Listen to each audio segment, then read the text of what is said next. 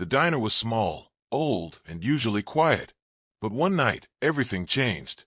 A group of masked men kicked in the door, guns raised, shouting at everyone to get down. The customers screamed. Chairs fell. Dishes crashed. But the young waitress behind the counter did something no one expected. She didn't panic. She didn't scream. She didn't hide. She just stood still, breathing slowly, like she had seen danger before and learned how to stare it in the eye. The moment the gunman stormed inside, a man in a dark coat, sitting near the back, lifted his head. He was calm too, dangerously calm. He watched the waitress, not the attackers. He was a mafia boss, cold, powerful, feared by many. Yet at that moment, the only thing that caught his attention was the waitress, who showed more courage than most men he commanded.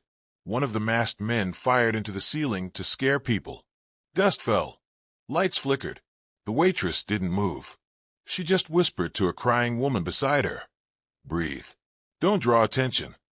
Her voice was steady, soft, almost warm. The mafia boss saw the way she protected others, even while she was terrified inside. It wasn't normal bravery. It was survival training. But from where? The gunman demanded money. The waitress stepped forward, very slow, very controlled. She offered them the register without shaking. She didn't challenge them. She didn't argue. But she didn't crumble either. She held her ground with a quiet strength that made the mafia boss lean forward in his seat. He narrowed his eyes. This was no ordinary girl serving coffee and wiping tables. In one silent moment, he stood up. The gunman froze. They recognized him. Everyone recognized him. But he didn't look at them. He only looked at the waitress as he walked past her. And when he reached the leader of the masked men, he spoke just one calm sentence. "Leave the girl alone." The gunmen backed away. They left so fast it felt like the room exhaled at once. The customers cried. Some thanked the boss. But he didn't care. He walked up to the waitress, observing her like a puzzle he needed to solve. "You stayed calm," he said. "Why?" She looked up at him, her hand still steady, her voice quiet. "Panic doesn't save lives." Something shifted in his eyes, something sharp turning into curiosity, and something dangerous turning into interest. When the police sirens echoed in the distance, the mafia boss did something nobody expected, something that made the whole diner fall silent again. He told the waitress, in a low voice meant only for her, "You're coming with me. I'm not leaving you here." And before she could refuse, he added words that felt both protective and threatening. "Someone like you doesn't stay hidden for long." The waitress stared at the mafia boss, unsure if he was saving her or claiming her. His voice was calm, but it carried a weight that made her heart pound. The diner felt too small now, too loud with lingering fear and broken glass. She didn't want to go with him, but she also knew the rival gang might return. They had seen her face. They had seen her courage. Staying here wasn't safe anymore. Not for her. Not for anyone around her. He guided her outside, not rough, just firm, like someone used to being obeyed. A sleek black car rolled up, silent and smooth. His men opened the door, confused by the sudden importance of a simple waitress. She hesitated at the edge of the seat, her hands tightening around her small apron. "I don't belong in a place like this," she whispered. The boss looked at her with an expression she couldn't read. "You don't belong in a place that gets you killed either." As the car moved through the city, she watched the passing lights, trying to understand why she didn't cry or break down. Maybe she was numb. Maybe she had been through worse long before tonight. The boss kept glancing her way, noticing every tiny detail, the steady breaths, the quiet posture, the way she held in her fear. "You weren't surprised by the ambush," he finally said. Her eyes lowered. She said nothing. He didn't push her, but his silence was heavy. He was thinking, calculating, trying to figure out who she really was. When they reached his mansion, massive gates, bright lights, armed guards, she almost stepped back. It was too big, too sharp, too far from the life she knew. "This is temporary," he said, sensing her fear even though she hid it. "Just until I know why they targeted that diner." She wanted to tell him they weren't after her, but deep down, she wasn't fully sure. Inside, he led her to a quiet room with soft lights and warm colors. Not a prison, not luxury either. Something in between, safe enough, but watchful. "You'll stay here tonight," he said. She looked up at him, confused. "Why are you helping me?" He paused. For the first time, his voice softened. "Because I've seen men break under less, and you didn't. People like you don't appear in my world by accident." As he turned to leave, she finally whispered, "I wasn't being brave. I've just learned not to freeze." He stopped at the door, slowly turning back. There was something painful behind her calm eyes, something he recognized but couldn't name. "Who taught you that?" he asked quietly. She shook her head and sat on the bed, refusing to answer. That silence told him more than words. The waitress didn't sleep. She sat on the edge of the bed, staring at the quiet room that felt too clean, too safe, and too strange. Her hands kept shaking even though her face stayed calm. She hated that about herself, how her body remembered fear even when her mind didn't show it. Outside her window, she could hear guards walking, talking softly, keeping the world at a distance. She wondered if they were here to protect her, or watch her. Meanwhile, the Mafia boss walked through his mansion halls with a storm in his chest. He didn't understand why he brought her here. He never took strangers home. He never protected outsiders. But something about her, the stillness and chaos, the way she steadied others instead of herself, kept replaying in his mind. It wasn't normal.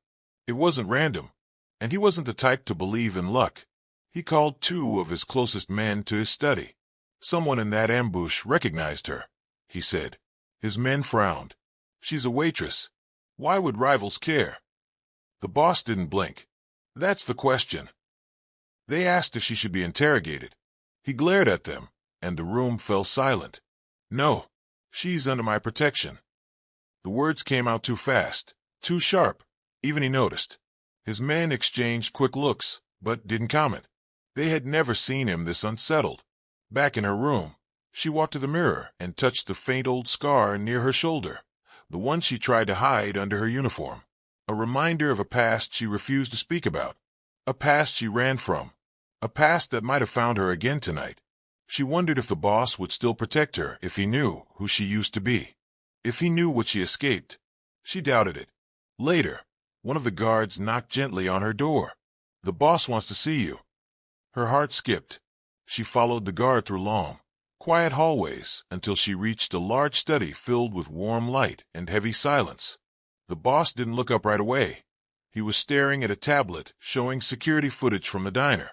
When he finally looked at her, his eyes were different, more curious, more intense.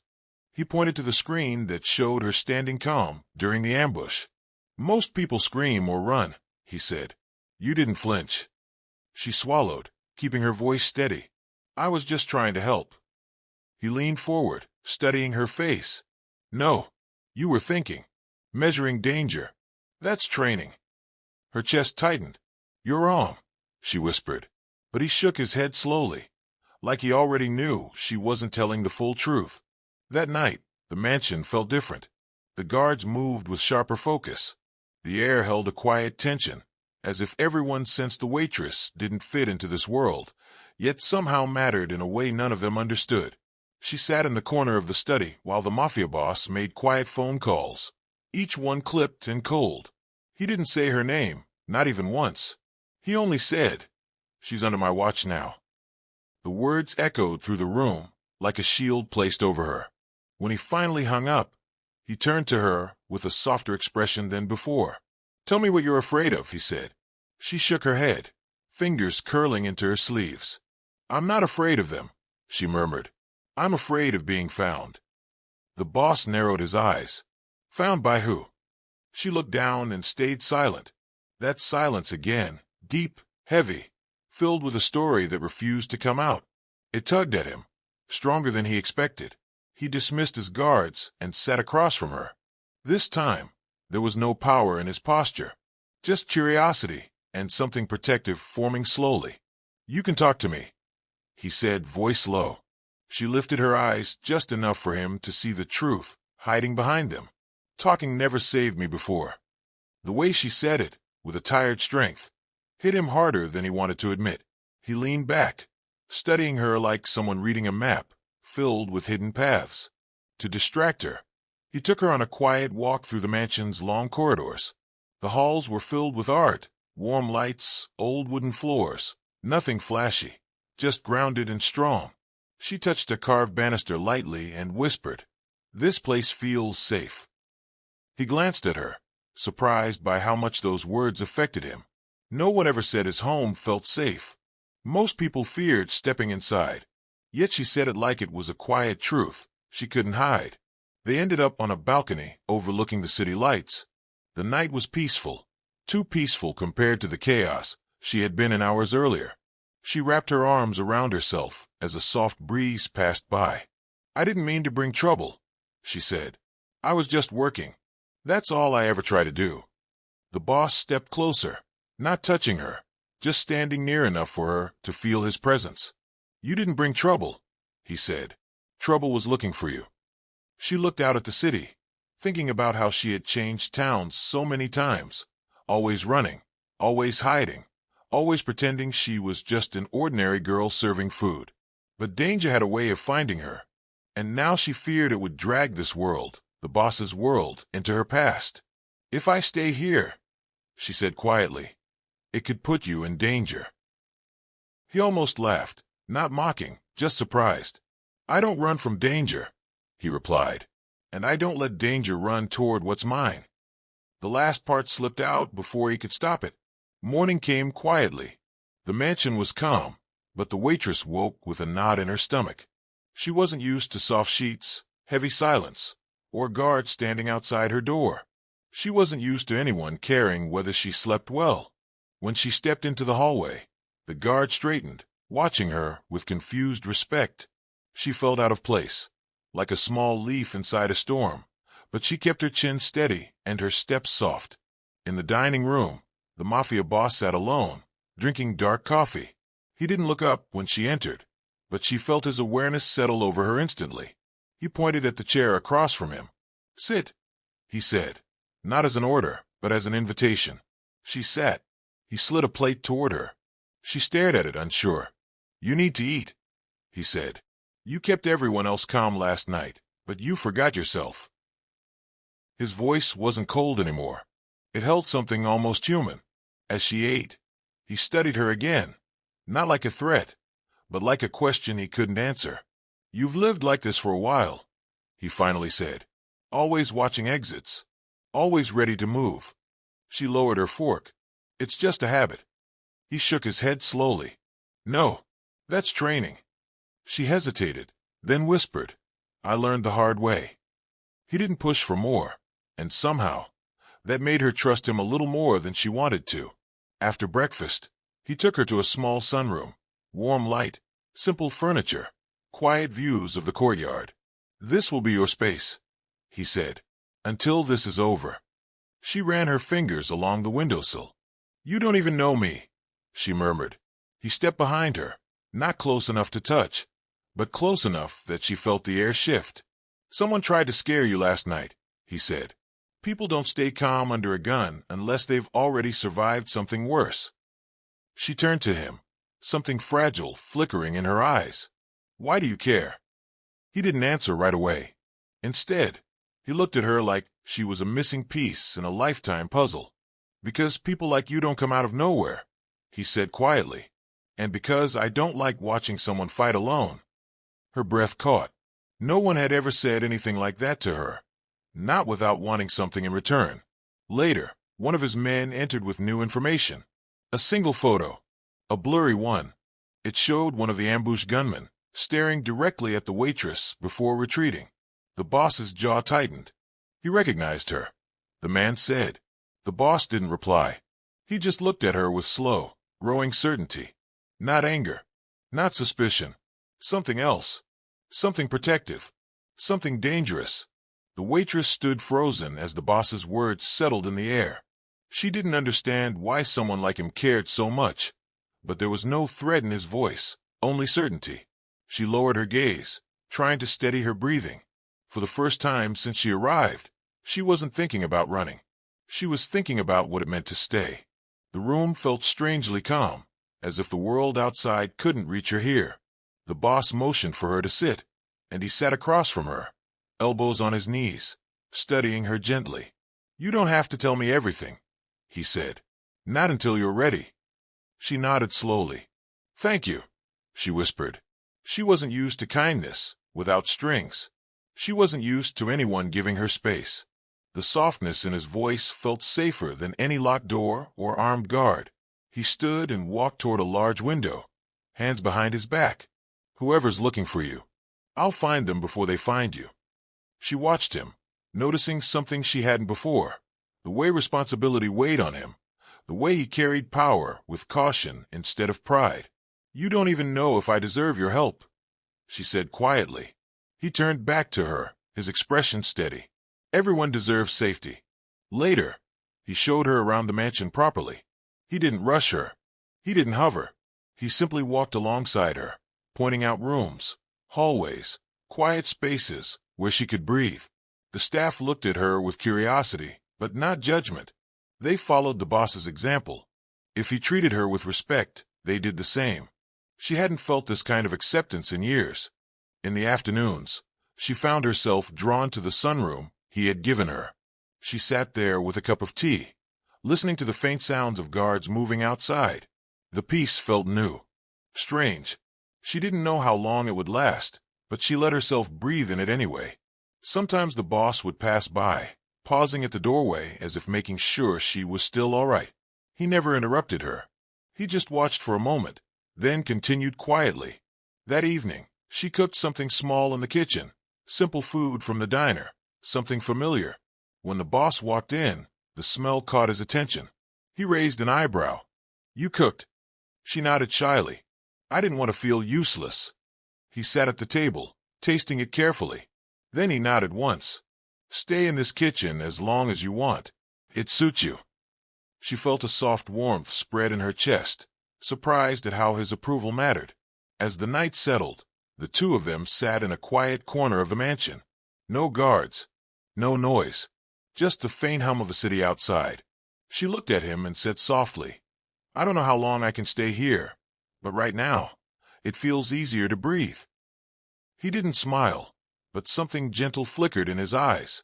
"Then breathe," he replied. "This place isn't a prison. It's shelter, for as long as you need it." There was no tension, no fear, just a rare peace between two people who shouldn't have crossed paths, but somehow did. The next morning, the mansion felt strangely alive. Sunlight filled the hallways, and for the first time, the waitress felt a bit lighter.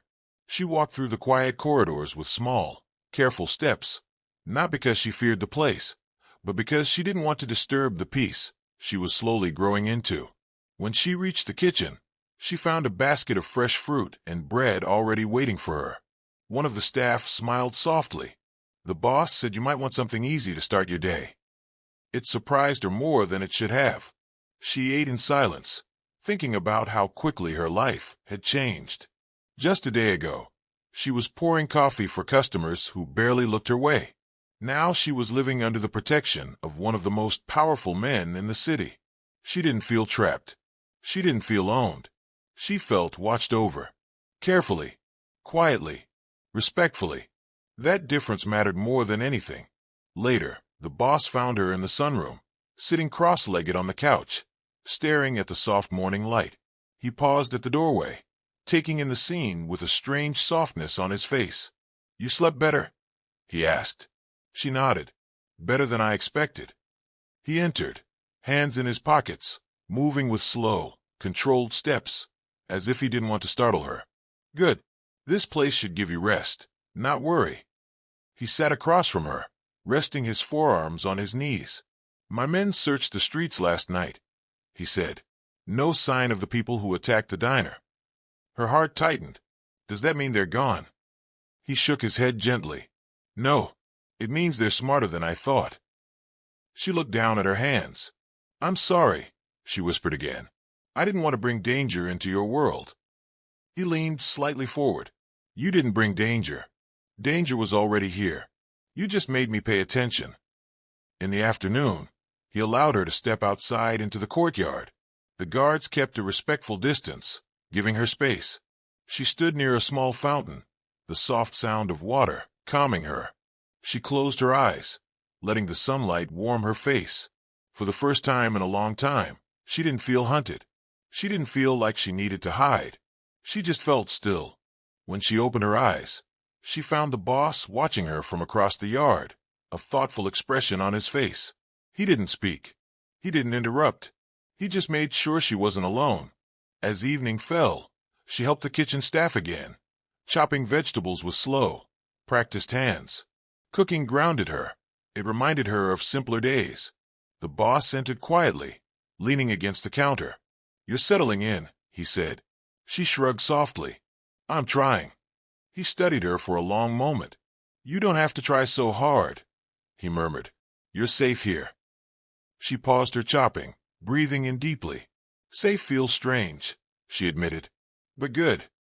That night, the boss walked her back to her room. Her steps were relaxed now, no longer stiff with fear. At her door, she hesitated, turning to him. "Thank you," she said, "for everything." He nodded once, his voice low but steady. "You don't have to thank me."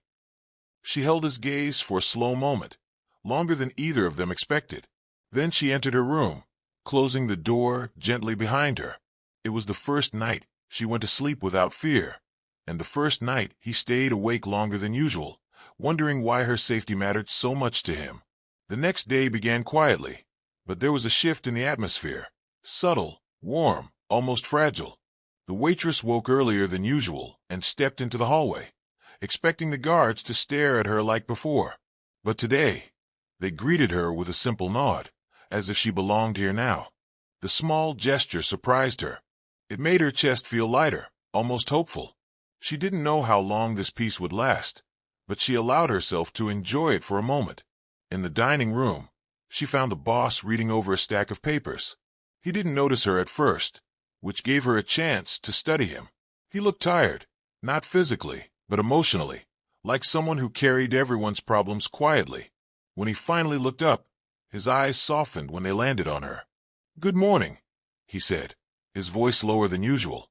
She returned the greeting shyly. He pushed a cup of tea toward her. "I asked them to prepare it the way you like." She felt her breath catch. No one remembered small things for her until now.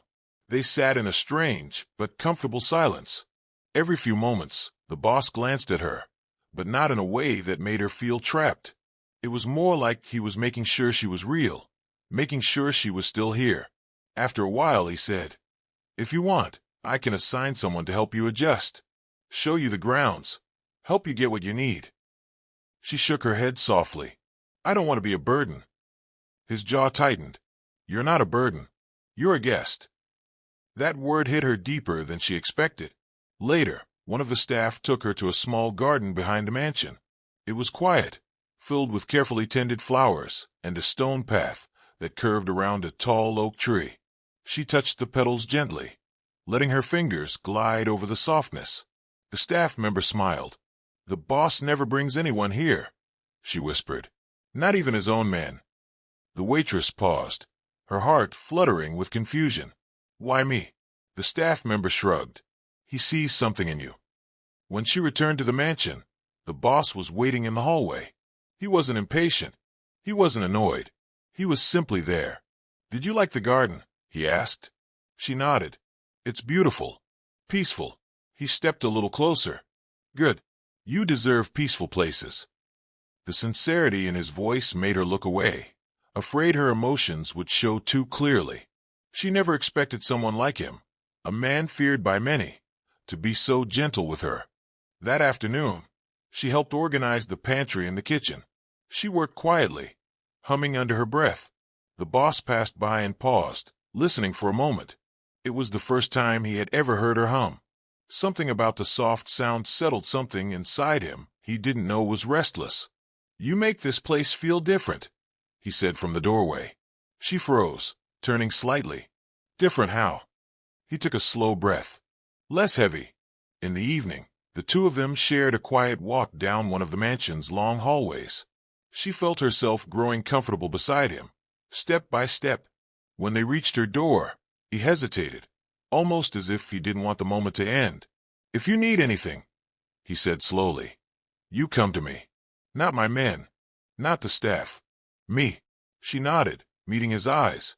For the first time, she didn't feel like she was standing in front of a mafia boss. She felt like she was standing in front of someone who cared.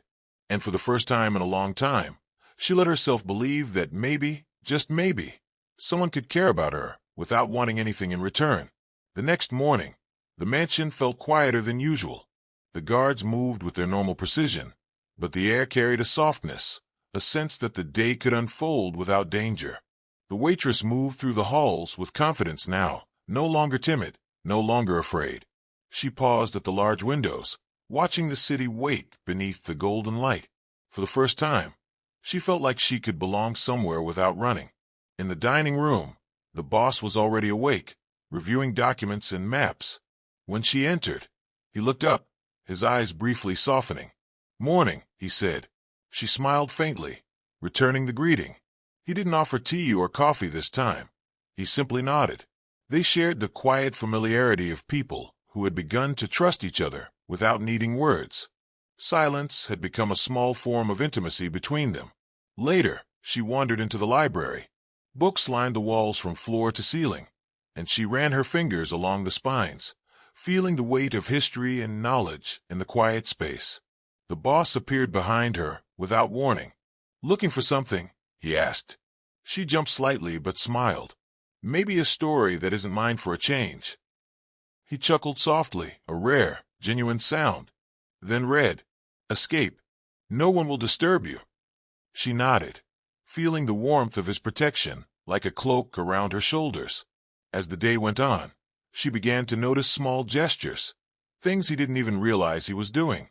A cup of water left by her chair, a light turned on in a dark hallway, a quiet word when no one else was around.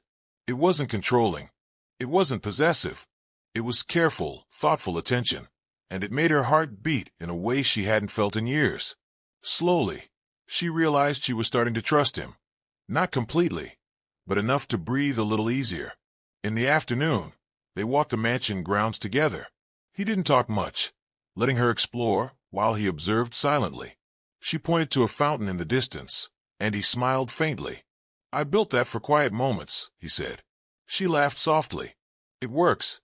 For the first time, she felt safe enough to tease, to joke lightly, to let her guard down just a little. He watched her with an intensity that was steady, calm, and entirely unlike anything she had ever seen. As the evening approached, she helped the staff prepare a simple dinner. The boss joined, not commanding, not overseeing, but quietly assisting in small ways. They moved in tandem, a silent understanding growing between them. She caught his eye briefly, and he gave her a small, approving nod. That gesture, so subtle, made her chest tighten. She realized he was noticing her, not just her presence, but her thoughtfulness, her care, her resilience. Before retreating to her room that night, she paused in the hall to look at him. He was reading again, tall and composed, yet she sensed something deeper simmering beneath the surface. Concern, admiration, perhaps even affection. She realized she was beginning to feel something she hadn't allowed herself in years, a fragile hope. The hope that someone could care for her without judgment, without fear, without expectation. And for the first time, she let herself consider that maybe, just maybe, she could care for him in return. Morning light spilled through the mansion's windows, casting long golden shadows across the hallways. The waitress moved with ease now, no longer hesitant, her confidence quietly growing. The guards watched her with professional respect, but she noticed them less. Her attention had shifted to the man who had become her protector. He was in the study, reviewing maps and papers, but he paused when she entered, his eyes softening slightly. They shared a brief, unspoken understanding. She didn't need words to know he had been thinking of her all night. She didn't need words to feel that he cared, not the kind of care that demanded obedience, but care that offered safety. She took a deep breath, letting herself sink into that rare, quiet comfort. Later, in the courtyard, she found a secluded bench beneath a flowering tree. He joined her without hesitation. They sat in silence, watching birds flit through the branches. For a moment, there was no danger, no past chasing them, no rival gangs lurking in the shadows. Just the two of them and a fragile, growing trust. She dared a small smile, and he allowed himself the briefest, faintest smile in return. The calm didn't last long. A message arrived from one of his men, a subtle reminder that danger never truly slept. Someone from the ambush was still at large, watching, waiting. But instead of panicking, she looked at him steadily.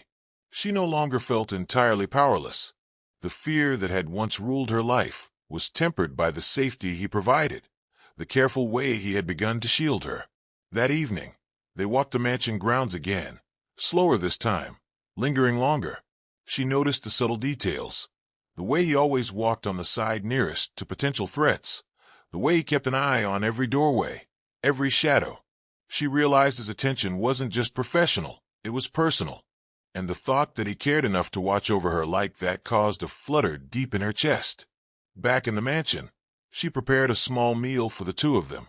She watched him taste it, noting the faint warmth in his usually guarded expression. "Good," he said simply. But she saw more than the word. She saw approval, a quiet acknowledgement that she mattered. And in that simple gesture, she felt something shift inside her, a gentle understanding that she was slowly becoming more than just someone he protected. That night, as she lay in her room, she thought about how far she had come, from a frightened waitress in a diner ambushed by masked men to someone who had a place, a shelter, and even a fragile sense of trust in a dangerous world. For the first time, she allowed herself to think about the future, not running from it, not hiding, but imagining a life where she could belong. And somewhere in the mansion, he too lingered, thinking about her, about the small, unspoken bond that had begun to grow between them. The mansion was quiet that morning, the kind of quiet that felt both comforting and heavy. The waitress moved through the halls with ease now, her steps measured but free. She paused at the doorway to the study, watching him as he worked. He didn't look up, but she could feel his gaze on her. Something unspoken passed between them, a recognition that neither needed to explain. During breakfast, they spoke very little. Words weren't necessary anymore. She noticed the small ways he cared. A cup of coffee exactly how she liked it, a chair pulled out quietly for her, a reassuring nod when her hand brushed against something sharp. These gestures spoke louder than any words. She felt seen in a way she had never been, and it unsettled her in the best possible way. Later, they walked the mansion grounds together. The sun was warm, and the breeze carried a gentle hush. She told him small things about herself, stories of places she had lived, food she liked, memories of normal days before chaos seemed to follow her. He listened quietly, offering no judgment, only attention. With each shared story, a bridge formed between them, fragile and unspoken. That evening, he showed her the mansion's private library. Books lined the walls and towering shelves, and sunlight streamed through tall windows. "You should explore," he said softly. "Pick anything that interests you." She ran her fingers along the spines, smiling faintly at the thought. For the first time, learning didn't feel like work, and the world outside didn't feel like a threat, just a place to pause and breathe. As the day turned into night, a subtle tension stirred in the mansion. Guards moved with quiet alertness, whispers of surveillance, reports reaching him. She noticed the shadow of concern flicker across his usually calm face, but he did not alarm her. Instead, he spoke softly, reassuringly, about small precautions they would take. She felt the weight of his care more than his fear. He was protecting her, not caging her. During dinner, they sat across from each other at the long table. She caught his gaze briefly and noticed something unfamiliar, a softness, an almost hidden vulnerability that he never let anyone else see. She felt her heart flutter, realizing that beneath the Mafia Boss persona was a man capable of depth, patience, and even tenderness. Her pulse quickened in a way that startled her. Before retiring for the night, he accompanied her to her room again. This time, the silence between them was different. It was calm, steady, and intimate without being intrusive. She turned to him, quietly saying, "Thank you for everything." He only nodded, watching her enter her room, lingering by the doorway a little longer than before. Tonight, they slept with a fragile understanding between them. That trust was growing, slowly, carefully, and that danger had not yet broken it. The mansion felt heavy that morning, but not in a threatening way. The waitress moved through the halls with quiet assurance, no longer fearful of shadows or sudden sounds. She had begun to trust the rhythms of the mansion, the soft footsteps of the guards, the careful movements of the staff, and most of all, the presence of the boss who had become a steady anchor in her chaotic world. They shared breakfast in the dining room, a gentle quiet hanging between them. She noticed how he had started to anticipate her preferences, coffee slightly sweeter than before, her favorite toast lightly browned.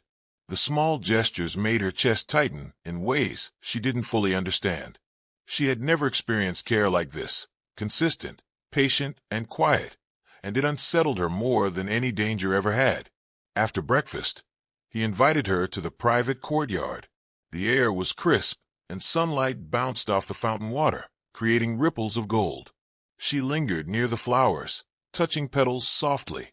He stood nearby, silent, observing her with a tenderness that was becoming harder to ignore. He didn't speak. His presence alone was enough.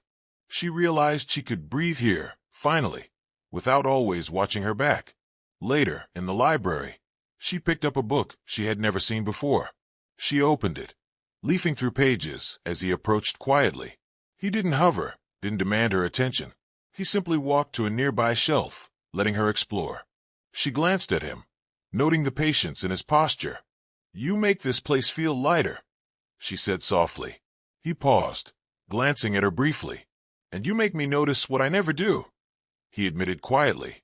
As the afternoon faded, a message arrived from one of his men. The ambush gang was being watched, their movements cautious. Danger still existed, but it felt more controlled now. She turned to him, expecting a stern expression, but instead found calm determination. He wasn't panicked. He wasn't harsh. He was deliberate, careful, protective. And in that moment, she realized she could trust him fully, not just his strength, but his judgment. During dinner, the soft lighting in the dining room created a gentle intimacy. They spoke sparingly, exchanging words, glances, and subtle smiles. Each gesture, no matter how small, carried meaning. She noticed the quiet ways he was attentive to her, how he refilled her glass without asking, how he glanced toward her whenever someone else entered the room. Slowly, her heart began to open, recognizing that someone could care for her without expecting anything in return. As night fell, he escorted her to her room. The walk was quiet, almost ceremonial. He lingered at the doorway, his presence a steady reassurance. She whispered, "I feel safe here." He nodded once, the faintest softness in his eyes. "Then stay safe. Not because you have to, but because you deserve it." That night, she drifted to sleep with a rare peace. Trust had been earned, care had been given, and the bond between them had deepened without words, yet with profound understanding.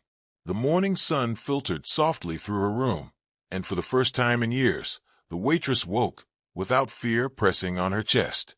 She stretched, letting herself enjoy the calm. The mansion no longer felt intimidating. It felt like a place where she could breathe, a place where she could exist without constantly preparing for the next attack. Downstairs, the boss awaited her quietly in the study. He didn't command her presence.